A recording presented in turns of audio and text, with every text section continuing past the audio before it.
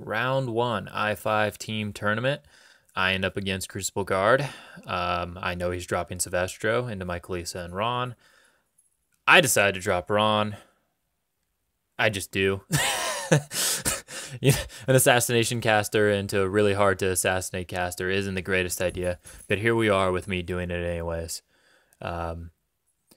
He goes first. He puts Transmutation on the Hammer Dwarves, and he looks me in the eye and he puts Admo on Syvestro, which is a really big, important move that I shouldn't forget. But you know, like how people forget names. As soon as people tell me they put a spell on something, I just forget it, like, instantly. It's a sick weakness of mine that I really need to correct. I really like Transmutation on the Hammer Dwarves. They get Pathfinder, they get plus 2 Strength, and that makes them POW 13 Weapon Masters. They really like that. Defense 12 isn't that big of a significant deal over Defense 10. I mean, maybe it is a little, but not really.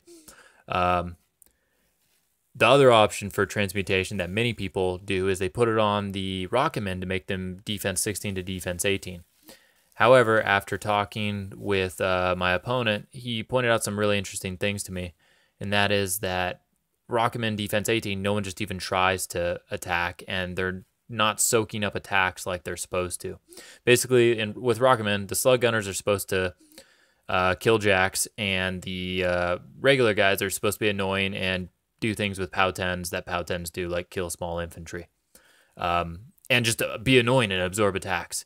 If they're Defense 18, it's weird, but people don't tend to attack them. When they're Defense 16, they dodge into annoying places if they get missed, and sometimes they get hit, but it's okay.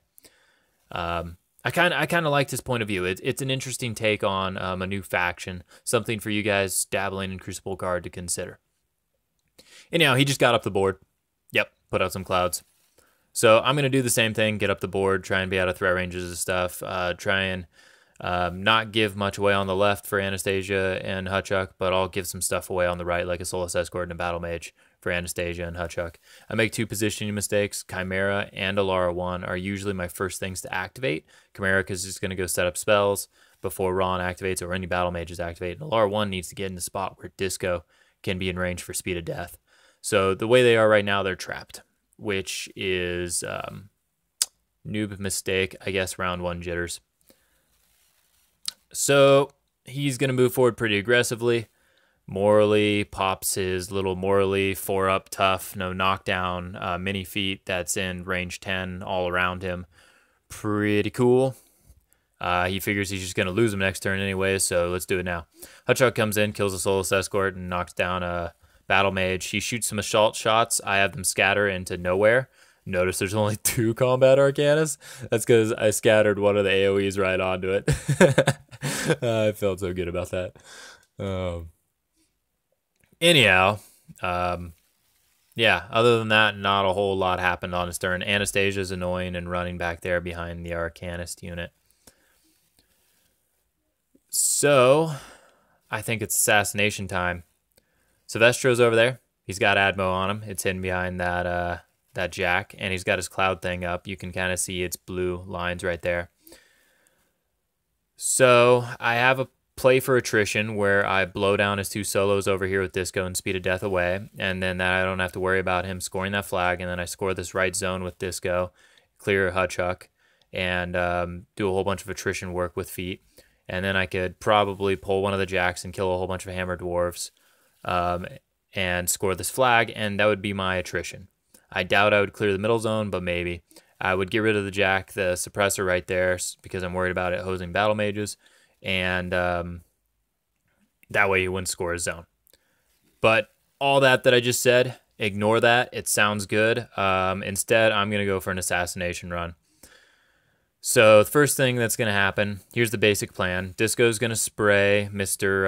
Untargetable Syvestro, because the spray is going to accidentally, clip him. I'm going to spray a dude in front who I want to hit, but the real goal is to get Syvestro deafened for a -2 defense, bring him from a 15 down to a 13. So that happens, and then I'm going to, in order to make that happen, I'll just talk this out as I go. These Arcanist unit goes over here and do some POW 12s into Hutchuk with veteran leader from Magister. They actually hit Hutchuk. They get in melee with him, and they kill him, which is pretty cool. I didn't really expect it, but it was just going to be bonus damage. I like to use them for feet, but whatever. One of them put a Lara fully loaded Disco, and then Disco comes back and toes into that zone. Then the plan is to put Chimera roughly into the middle of these Hammer Dwarves, and then use Force Blast, which is a really cool, unique spell to Rahn that doesn't get used very often because it's not crazy, but it does really cool stuff when it is used. You select a model in your battle group. They can be engaged.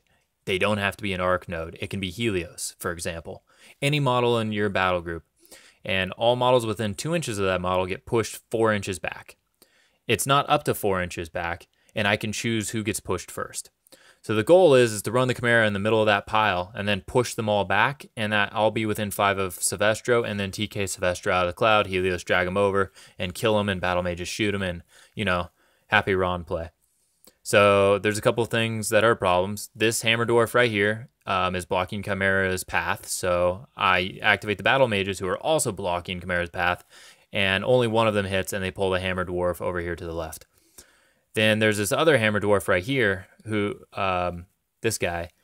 When I do my Force Blast, I'll push this middle Hammer Dwarf into him, so I need to get rid of that dude.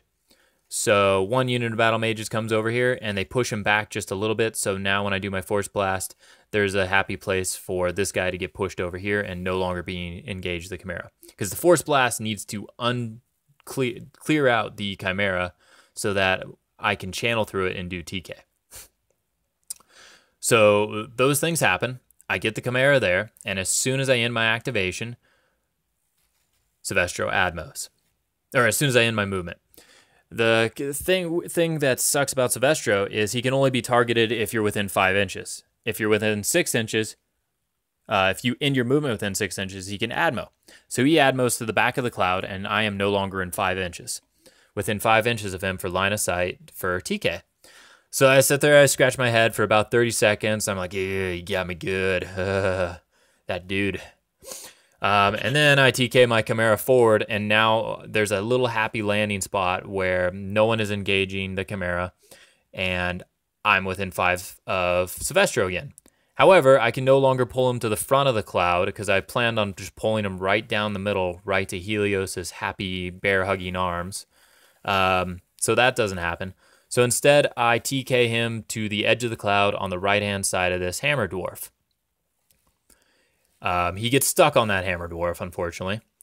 And then this unit of Battle Mages and the Magister come over and clear out a few models and put about 2 or 3 shots into Syvestro, and they get him stuck right on the right edge of that Hammer Dwarf, right at the edge of the water. They do a little bit of damage to him. Discordia did a little bit of damage to him. It was good.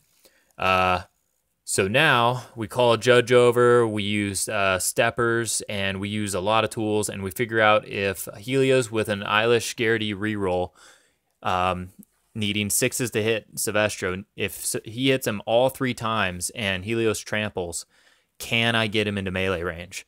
And after much deliberation, much angling, much laser pointering, much proxy basing and steppers and all the whole 9 yards through the water, we figure out that we can get him within 2 inches after lots and lots of painstaking work.